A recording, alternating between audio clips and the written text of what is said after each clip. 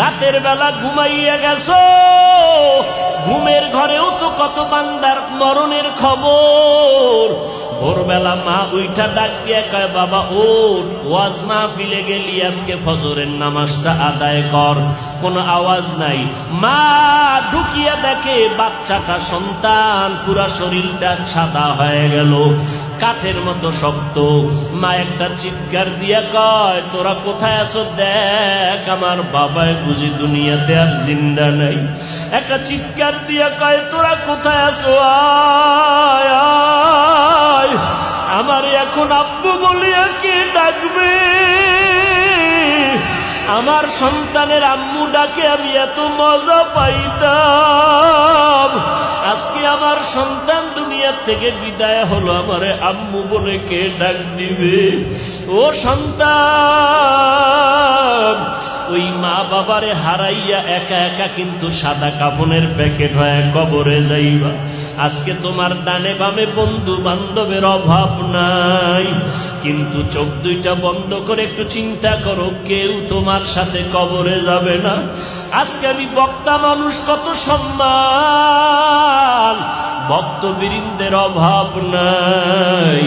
যেদিন মরণের খবর হবে, তোমাকেও তিনটা সাদা কাফন, আমাকেও তিনটা সাদা কাফনের প্যাকেট বানাইয়া ওই কবরে মাটির চাপা দিয়া সবাই বিদায়। কবরে কেউ নাই, কই আমার এত ভক্ত, এত বন্ধুরা কেউ নাই।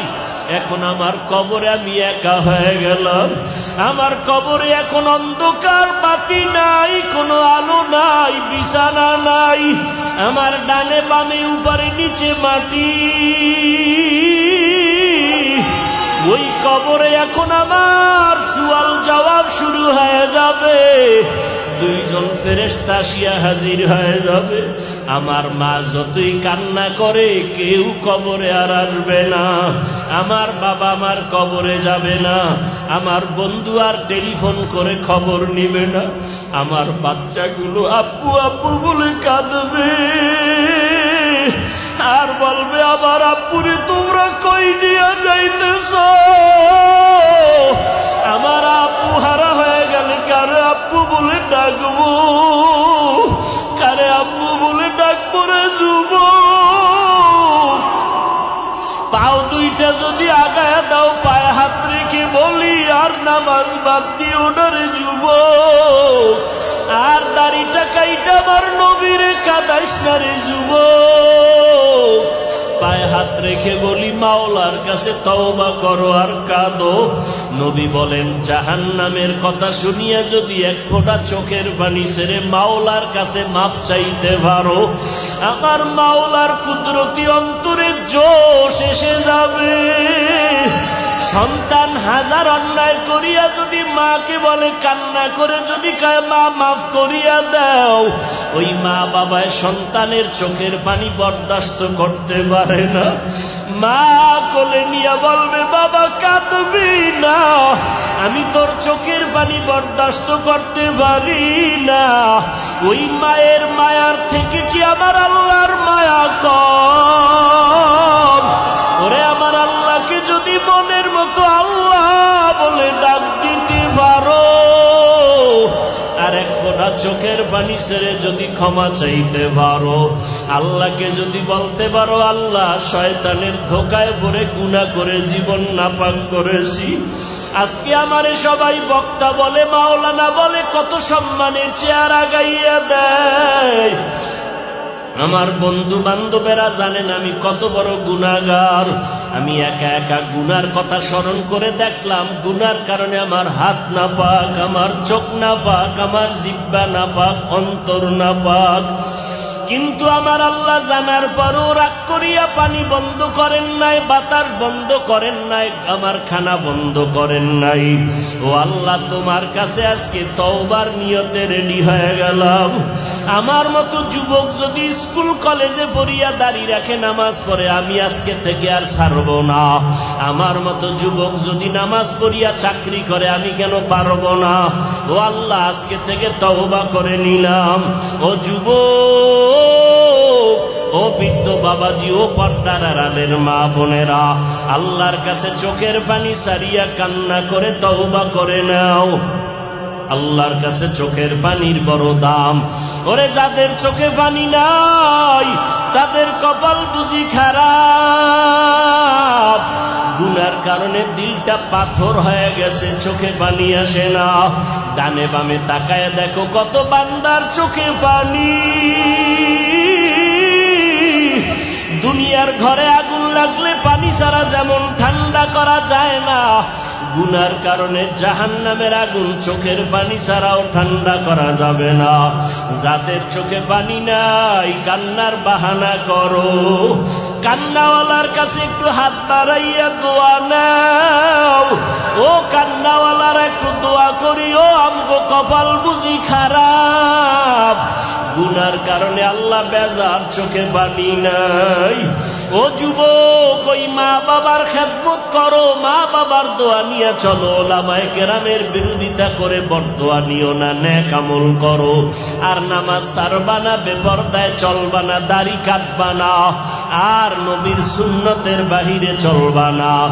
স্কুল কলেজে বড় যা করো, চাকরি করো, ব্যবসা করো, নবীর তরিকা মেনে নামাজ পড়বা, ওলামায়ে আহলে হকের পরামর্শ নিয়ে চলবা, নবীর তরিকায় চলবা, ঈমান আমল মজবুত করিয়া চলবা। আল্লাহর কাছে মনে মনে যদি খুলিয়া বলতে পারো তওবার নিয়তে, আল্লাহ কত বড় দয়ার মালিক। আল্লাহ বলেন আমি তো কত বড় বড় বেঈমানকেও মাফ করে দিয়েছি, কত বড় বড় জিনাকারেরও আল্লাহ মাফ করেছেন। আমরা তো মায়ার নবীর উম্মত, আমাদের আল্লাহ কেন মাফ দিবেন না? আমরা জাহান্নামের আগুনে গেলে আল্লাহর তো কোনো লাভ হবে না। ওই আল্লাহর কাছে তওবা করো, চোখের পানি ছাড়ো, আর বলো আল্লাহ তুমি মাফ করিয়া দাও। আমার আল্লাহ তোমার জীবনের সব গুনাহ তওবার মতো তওবা করিয়া চোখের পানি ছাড়লে মাফ করিয়া দিবেন। আমি একজনের অনুসরণ করি, বিদেশি এক খেলোয়াড়ের, দেখছুনি তারে কয়া জীবনেও দেখি নাই, মোলাকাত হইছিনি কয় স্বপ্নেও হয় নাই, তোমারে সে চিনেনি কয় আমারে চিনবে দূরের কথা, আমার দেশের নাম ওই জানে না। তাহলে অনুসরণ কেমনে করো?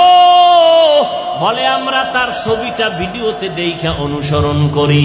অনুসরণ করা মানে যার অনুসরণ করবে তার ডিজাইনে নিজেও ডিজাইন হয়ে যাবে।